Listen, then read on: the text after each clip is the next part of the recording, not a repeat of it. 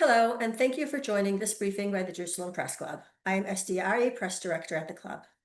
Our guest today is Jacob Yaki Dayan, a former career diplomat of 18 years, who also served as Chief of Staff to former Foreign Ministers Tzipi Livni and Silvan Shalom, as well as diplomatic advisor in the Israeli Embassy in Washington, D.C., and Israel's Consul General in Los Angeles. Today, he's an Executive Chairman at Investment Group at IBIC Ltd.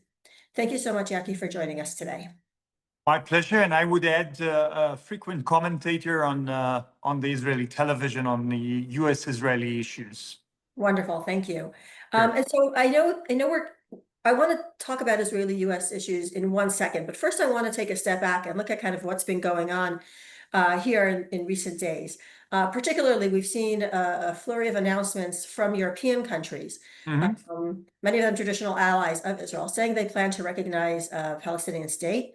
The UK, of course, went so far as to say that if there was no ceasefire by September, then they would unilaterally recognize a Palestinian state at that time. This was, of course, seen by many in Israel as a incentive for Hamas to continue to step away from such ceasefires.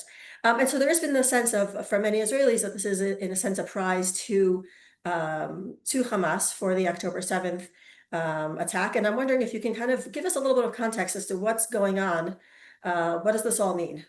Sure. So maybe I'll start by stating the obvious, and I'll quote the editorial that was written by The Economist just today, I think, or yesterday, saying that no declaration of a Palestinian state by anyone, neither France nor Britain or anyone else, would be a path or would lead to a Palestinian state. This is quite clear to everyone that this is on the declarative level, and that would not lead to that. And it's even more frustrating for the Israelis now, having that after October 7th, giving any declaration on a Palestinian state is clearly, and especially when you still have hostages in Gaza, it's kind of giving a path and a green light to the Hamas that they actually succeeded in their October 7th. And I see the statements, and one can say, listen, but we are speaking about a demilitarized Palestinian state and not with the Hamas, but putting or doing some kind of equivalent between Israel and Hamas, and putting Israel on one side and the Hamas on the other side is kind of a moral problem, definitely for the Israelis after October 7th. So there is a huge frustration, and I would add another element, which is the timing. Stating all those issues now, it's kind of a counterproductive, because what it creates, it's giving a Hamas I would say the false image that the world, especially Europe, but the others as well, are behind the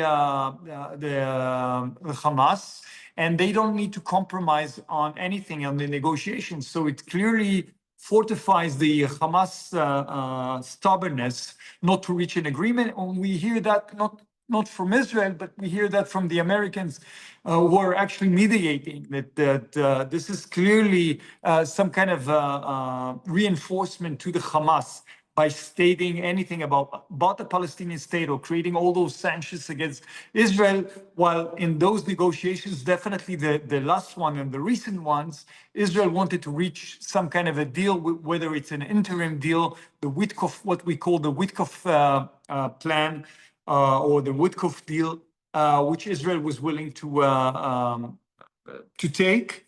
And what we saw in these negotiations is that Israel is compromising again and again, mainly on the depth of the withdrawal of the Israeli army on the first stage, on this interim stage. So Israel has given more than 4 times new maps again and again, compromising. And the fact that the whole, what we call in Israel, hunger campaign that Hamas conducted, and we just saw clarification yesterday by the New York Times that the poster boy that was in all the newspapers, whether it was in Europe or in the United States or anywhere in the world, he was suffering from, or he is suffering from ALS, and he's hospitalized in Italy. But basically, it worked. It worked, and one is not saying that there is no hunger in Gaza. Just the fault is that the Hamas is taking over all the shipments and the tons of shipments and food that is outside and inside Gaza, and not giving them to the population, because for the Hamas, clearly 10,000 more casualties or children being hurt or hunger is playing in their favor. So no doubt this is the case in the Hamas. So I'm saying all of that because I think that there is a huge frustration now in the Israeli government and also in the Israeli public opinion from the overall response. And what we see is that the only one that is staying and behind Israel and supporting Israel is the United States and Trump.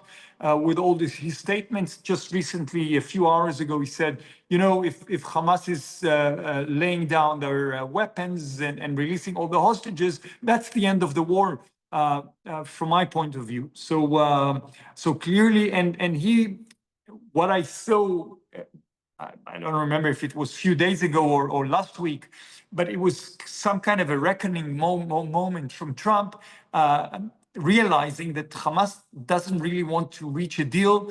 And it was very similar to the moment after he realized that the Iranians don't want to reach a deal, and they are just dragging the negotiations more and more in order to gain time. So this was the reckoning moment that Trump had in this negotiations with the Hamas. So clearly we are in this point, and it's a point of frustration, but it's clearly a junction of taking a decision, and we cannot stay in the situation that exists right now.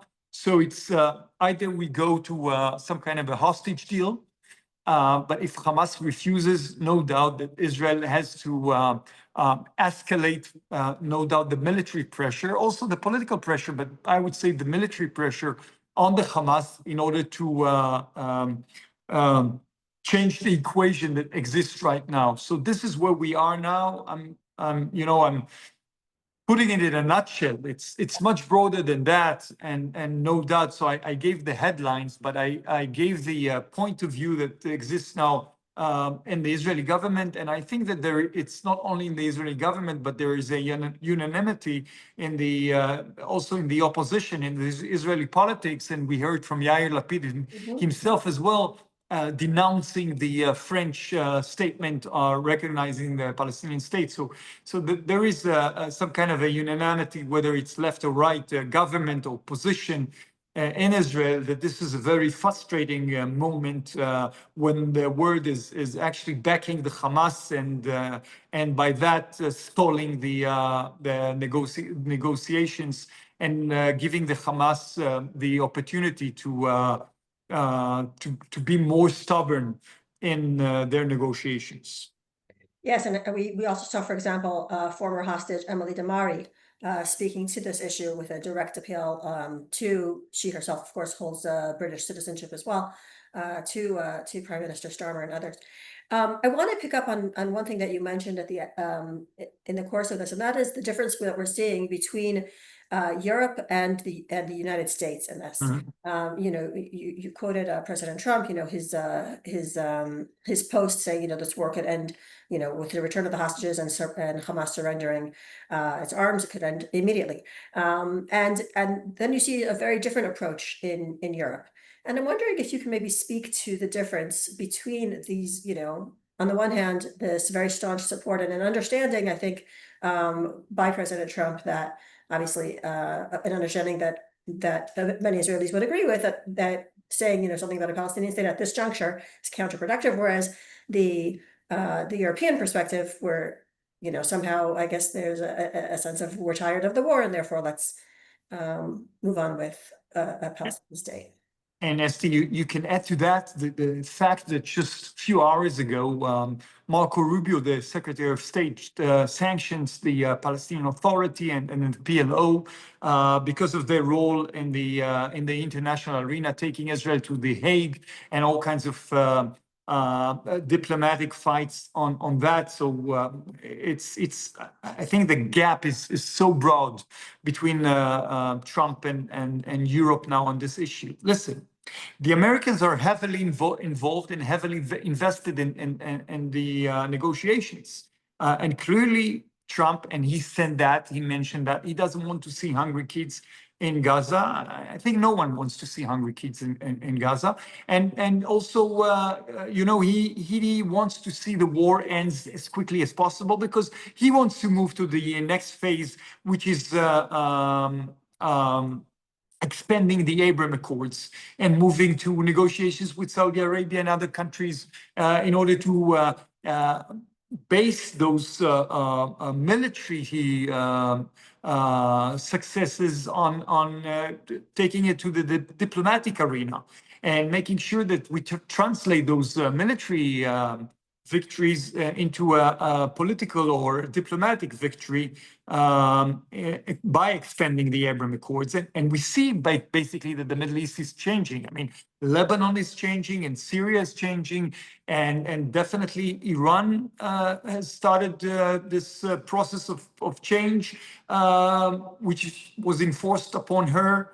And not supporting the proxies or supporting less the proxies. And this is all because of Israel's victories. And I'm just quoting Chancellor Merz stating a bit more than a month ago, saying that Israel is doing the dirty job of the entire world by fighting Iran. And it's not only fighting Iran, it's fighting the Islamic terrorism, which exists not only in Israel, but it exists in the shores of Europe. And it expands all the time. So this is how it's being perceived. And I would say that the Americans, to your question, the Americans are heavily involved in the negotiations. They understand who is stalling the negotiations, who doesn't want to reach the negotiations. And I mean, trust me, that Trump wouldn't have a problem saying that Israel is the problem here and Israel is stalling. And actually, we heard that from the Biden administration. I mean, the same tune we heard from the Biden administration when they tried to explain who doesn't want to reach a deal at the end of the day.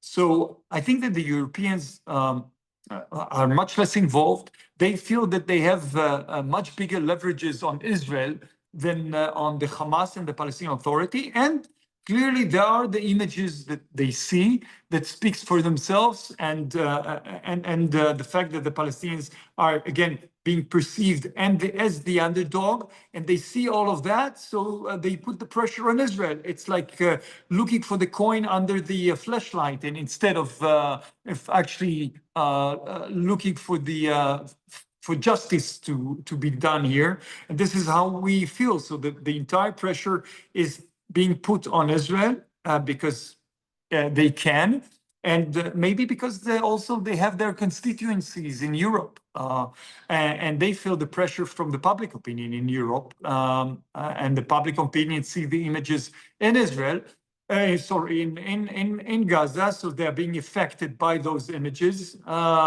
So if you add the fact that there is a lot of pressure coming from down upwards by the constituencies in Europe, and we know the Muslim effect in Europe as well, and the fact that some of the parties in the left are pressuring, and we see that in the UK, we hear that in the UK as well. And some of the internal political problems that they have in Europe. So, and the fact that they simply can put pressure and leverages on Israel, and this is what we see, the accumulation of that, which puts Europe on one side and the Americans on the other side. But you have to bear in mind, and we started with that, is the fact that any declaration on a Palestinian state is, at the end of the day, just a declaration. That would not lead to a Palestinian state. And I think that the Americans understand that, and they want to be pragmatic. They want to lead to some kind of a process that eventually would change the Middle East. And we are in such a junction that those military victories, whether it's in Lebanon or in Syria or in Iran, can actually lead to a different Middle East.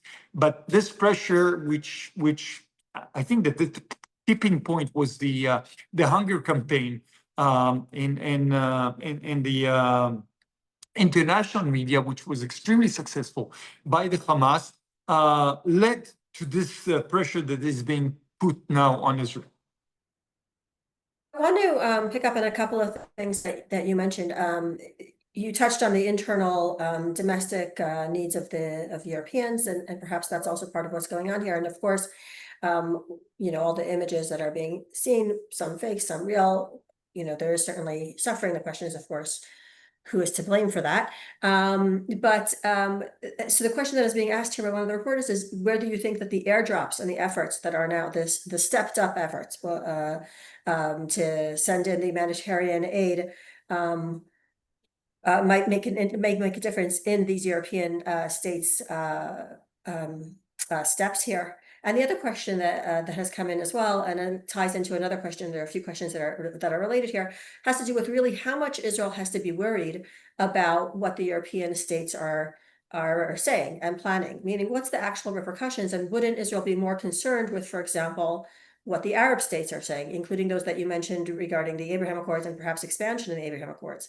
And so I know those two questions are slightly divergent, but if we can maybe address.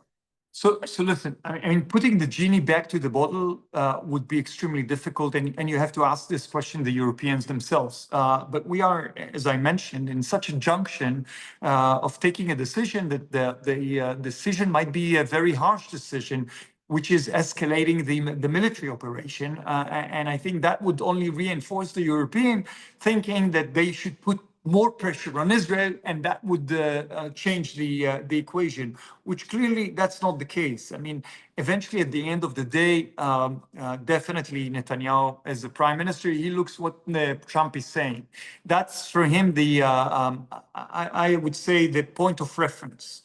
And he decides and he judges and he acts according to what Trump is saying, not according to what Macron is saying. On the contrary, I mean, for him, when Macron is saying, or Starmer or anyone else in Europe saying that, for him, it can play for the base, because politically he says, I don't care. I mean, this is, so it reinforces him politically. If I'm giving you a political analysis. So the only point of reference that he has now is Trump and what Trump is saying. And this is why, I mean, the presence of Witkoff today is so important and so crucial, because they are discussing not only expanding the humanitarian aid to Gaza. I mean, clearly, this is one of the points in the discussions, but I think that the much more crucial is what would be the next step if we don't reach a deal. And I think, I mean, from our point of view, that the entire pressure should be put on the Hamas now, because Israel compromised again and again and again and again, and it can go as far as that, because for us, keeping a buffer zone, this is crucial. Definitely after October 7th, we cannot, and it's true for Lebanon, and it's true for Syria, and it's true for Gaza as well, keeping some kind of a buffer zone, because we will not allow the villages in the southern part, in the Negev, in the southern part of Israel, would be just on the border with Gaza. That's not going to happen again, definitely not after October 7th, with the raid and the rapes and the slaughtering of Israelis. That's not going to happen. So keeping the perimeter is a must for Israel. Keeping the Philadelphia corridor is a must for Israel. And I would say that there is another point. I mean, I don't know how many saw Gaza recently, but many parts of Gaza are simply demolished. Many people, in Gaza want to leave Gaza, and that is connected to Trump's plan of the Riviera, or call it whatever you want, but evacuating Gazans that wants to leave from Gaza.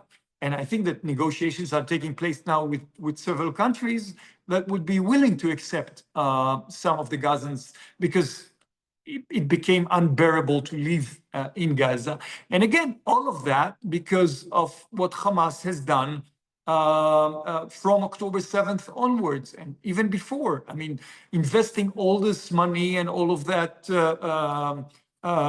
infrastructure in creating a hub, an army of terror, fighting against civilians, hiding behind civilians. So again, those casualties and this hunger is playing in their favor. And I think that the international pressure that we see now is also playing in their favor. And this is why I'm very skeptic that we actually can see an outcome from this current negotiations, because they are saying to themselves, why should we compromise now if we get so much support from the international players? So this is where we stand now. I think it would be very hard to bring back the genie into the bottle. And what the Europeans have started, it's upon them to stop that, because that would definitely accelerate and the escalation of a military campaign, because I don't see that the negotiations are in somewhere in the near future we can reach some kind of a deal. I'll be surprised if the Hamas would be willing to compromise on anything right now, when we see when they see the response coming from the international arena. Yeah, it would seem like there would be no need for them to do so based on what they're looking around, unfortunately. Unfortunately for, the Gazan civilians and for the hostages, of course. The other question that I want to pick up on that you had mentioned, of course, the military campaign, an increased military campaign, and how in fact so many parts of Gaza are already destroyed and devastated, of course, having to do with also the way that Hamas has chosen to fight underneath civilian areas, from civilian areas. And so there has been talk recently about another lever of pressure towards Hamas, and that would be kind of taking land or parts of pieces of land or sections as a bargaining chip, perhaps, or some kind of pressure lever on Hamas. I'm wondering what your thoughts on that are. And of course, also you had mentioned the fact that some Palestinian civilians, Gazan civilians, want to leave voluntarily. And of course, they need a place to go. And so those countries that are calling for a Palestinian state, would they also still be wanting to take in refugees? How does that go? How does that work together? Listen, I know that the French has started receiving few refugees, so we encourage them to continue and do that as much as they can. But as I told you, Estienne, I think that's a very important point that one should realize, that after October 7th, Israel has realized that they cannot live without buffer zones. That would be too risky for the population, and not only too risky, but the population is not willing to go back to their villages when they are the forefront of the campaign. It is well understood now that the soldiers have to be in front of the civilians and not the other way around, because what happened. So we see the fact that Israel is still keeping forces in the southern part of Syria, and still in 5 points in Lebanon, because the Hezbollah is still operating, and Islamic jihadists are still operating in Syria, and the Hamas still exists in Gaza. So you should differentiate between two things. One is maintaining a buffer zone, what is called the perimeter, which is a must. And this is not some kind of a pressure point or a leverage that Israel is putting. It's just a realization of the reality on the ground in the Middle East, that as long as there are jihadists that want to slaughter all the Jews wherever they sit, we have to make sure that the forefront are not civilians, but rather soldiers. And this is why we have to keep the perimeter. annexating other parts. So there are talks in the government, and we just heard the Minister of Defense today and the Minister of Justice mentioning that the fact that they want to annex Judea and Samaria, and part of Judea and Samaria, and maybe parts of Gaza. Some others mentioned parts of Gaza. I want to explain that if Israel decides to annex that by law, because there is a law that exists from 2014 in Israel, it's almost impossible to reverse such a decision, because in order, once the government decides to annex some kind of or part of a land, you need either more than 80 out of 120 members of parliament or a referendum in order to change such a decision. And what is happening is, because of the Hamas stubbornness and because of the pressure that we see now from the international players putting aside the Americans, this is also it pushes Israel to annex land, and that would be a decision that it would be very hard to reverse. So I would say that the Europeans are not playing very smartly diplomatically, but I would say also politically or internally politically in Israel. They read or their ambassadors or their representative don't read the map correctly. So I understand the pressure from the hunger that exists in Gaza, and there is, and this is very unfortunate. And it's good that a lot of merchandise is coming in now. What was going on so far is that the food was coming in, but the Hamas was taking control of most of the food. They were distributing it because that was their source of income. So one contradicts the other, because if you want to make sure that the Hamas is gone, you have to eliminate their sources of income. And this was exactly the fact why Israel decided to form, together with the Americans, the JHF, all the distribution centers, because the Hamas took control on all the goods that was coming in. And as long as we don't see pressure by the Europeans of not only on the Hamas, but also on the Palestinian Authority, one of the things, if you want to have eventually peace in the Middle East, is what we call the denazification. The fact that the incitement that existed in the books of UNRWA, a UN organization, and all the Palestinian books, not only spread and taught by the Hamas, but also by the Palestinian Authority themselves. You created a generation after generation of hatred. And as long as that exists, you need a long process. It's exactly a process that existed after the Second World War, when the Europeans and the Americans defeated Nazi Germany and Japan. There was a long process of denazification till you could have created the European Union.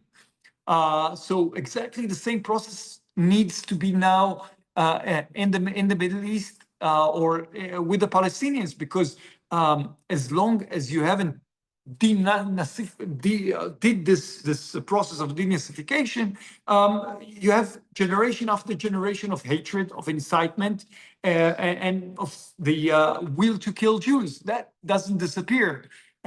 So anyone that looks on a future Palestinian state where it's demilitarized, this is not enough. This is a very important component of any state, but it has to be a different kind of people, and that would take now at least one generation, if not two, in order to create that. This is what makes this entire process declarative and not practical. Because if you want to reach practical things, you have to understand that the UN organizations and UNRWA was doing a lot of harm and not good. and the existing administration, Palestinian administration, and schools, and all of that was wrong. So if you want to develop some kind of a process, it's not by making declarations, it's by changing the operation inside the Palestinian territories. Certainly, yeah, and that's not something that's going to happen overnight, as you note. I want to go back just for a second. You had talked about the aid and the distribution centers, and we know that one of the top demands of Hamas in these negotiations is in fact to disband GHF and anything that is not the old way of distributing the aid, which we know, of course, Hamas was part of, right? Through the various the old ways that the UN got into that aid got into Gaza, excuse me. And so you can see, in fact, the importance that they attribute as well to this in keeping their own regime alive. And so I'm wondering, in terms of how you mentioned that this is a declarative process and it's not practical in terms of creating a state. But what is in fact what is the goal, do you think, if you had to kind of put yourself in a European diplomat's mind of making these statements right now? What is the end game in terms of, and the repercussions? So we know the repercussions are going to be probably very not good for the Gazans, in fact, because the war will continue, since there seems to be no incentive And maybe even escalate. and maybe even escalate. And so what, in fact, are the practical repercussions of these kinds of statements right now on Israel? What are they hoping to achieve with Listen, they hope to put a lot of pressure on Israel, and that Israel would completely withdraw and say, okay, we are forgetting everything and just, leave us alone. That's not going to happen. You have so many anachronistic organizations, such as UNRWA and such as the Palestinian Authority, which are extremely corrupted. They are not playing in favor of the Palestinians. They are just creating more and more generations of incitements. If you want to change the process, you have to change it by imitating what happened in Europe after the Second World War. And what happened after the Second World War, or at the end of the Second World War, was not putting a pressure on Great Britain to stop bombing Dresden, or the Americans to stop bombing Dresden, is by creating a whole process of rehabilitation, of denazification, so you have already an existing, you don't have to reinvent the wheel. You have a process that worked well and that exists, and you just have to take this process and duplicate it to the Palestinians. So eliminate the existing corrupted mechanism, organizations that exist by the Palestinians, by the UN, by other organizations, not just saying, because they are there, let's use it. But it didn't work for so long. It created so much hatred, so much incitement. Let's change those. Let's focus on that and not have like instant solutions, because an instant solution is not going to work in the Middle East. Anyone that thinks that in a year from now we are going to have an everlasting peace between the Israelis and Palestinians are in some kind of a dream, illusion. I mean, he's hallucinating. You have to take a long process, which is imitating what was done in Europe after Nazi Germany fell, and not looking at the images of Dresden now, but looking at the overall picture, which is the overall picture is that eventually it led to a different future. So if you look just on the images of Dresden, you can say, this is horrible what is happening now to the Palestinians. Let's put more pressure on Israel. This is not how we look at things now. So what is going on now, because we are in such a crucial junction, would lead the Israelis to escalate the military operation, to say we are not backing from what we are suggesting. The pressure has to go to the Hamas, and creating some kind of a moral equilibrium between Hamas and Israel is also devastating, saying, listen, release the hostages, but Israel has to do. No, forget, I mean, those analogies or those equilibriums between Hamas and Israel don't work. I mean, they have to change the wording of that as well.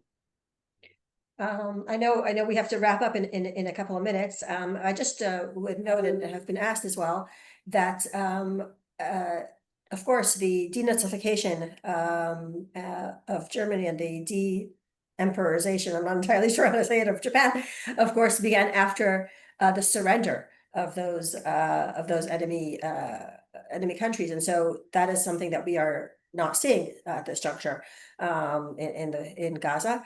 And so, of course, I think we are heading there, Esti. I mean, we are in a junction that we have to take a decision, and there are only two decisions that one can make. It's either a deal, a hostage deal, or some kind of escalation of the military operation that would, in a way, would free the hostages. You cannot stay in the situation that exists now. The situation that exists now is to create pressure on the Hamas to agree to a deal. The pressure is not proving itself because the Hamas is emboldened by what he sees from coming from Europe. So if this is the case, I think, and because you are in a junction of taking a very serious decision, then if it's not a hostage deal, it's an escalation of the military campaign. One of the participants is just writing me a note here. He wants to note that, in fact, the numbers of Dresden were also under quite a lot of debate. And in fact, research shows that only obviously that every person is a person, but 22,000 civilians were killed there as opposed to the 250,000, which was a number the Nazis were using beforehand. So apparently the number question is something that is not new at all.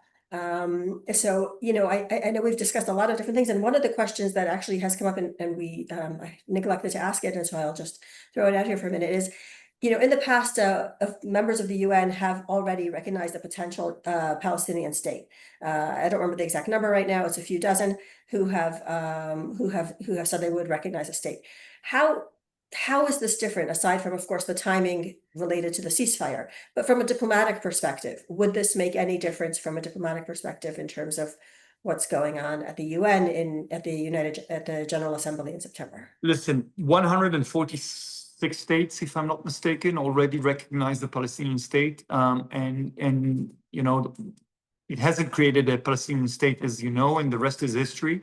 So I don't think that 12 more countries or 14 more countries or 15 more countries, as significant as they are, I mean, because eventually at the end of the day, if the UK or France, I mean, they have a leverage, but it wouldn't change a thing in Israel. I think the unanimity in Israel, whether it's opposition, left and right, and all of that,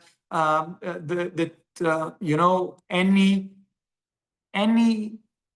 discussion now on a Palestinian state is rewarding the terror of October 7th. This is the perception that exists now in Israel, regardless if it's left or right. And people have to understand that. And I hope that the ambassadors that sits here from all those countries reflect the notion that exists among Israelis. For any politician, Israeli politician now, talking about any Palestinian state, that would be a political suicide. I mean, regardless, even if he's in the left, because what happened on October 7th. So they have to realize that it's a long process, and any process like that has to have at least 10 preliminary steps before you even reach to discuss any Palestinian state. Okay, I think we're gonna wrap it up there. I know that you just came to us from a TV studio here in Israel. You're doing a lot of interviews also on Israeli TV, and I thank you very much for your time, for joining us at short notice, and for joining us this evening. And I'd like to thank, of course, also my colleague Jonathan Beck for facilitating this call, and all the journalists who have joined us. Looking forward, as always, to better news coming. and wishing everyone a very good evening and a very good weekend. Thank you so Thanks much. for having me, and hope we have good news soon coming from the Middle East. Amen to that. Thank you. Amen.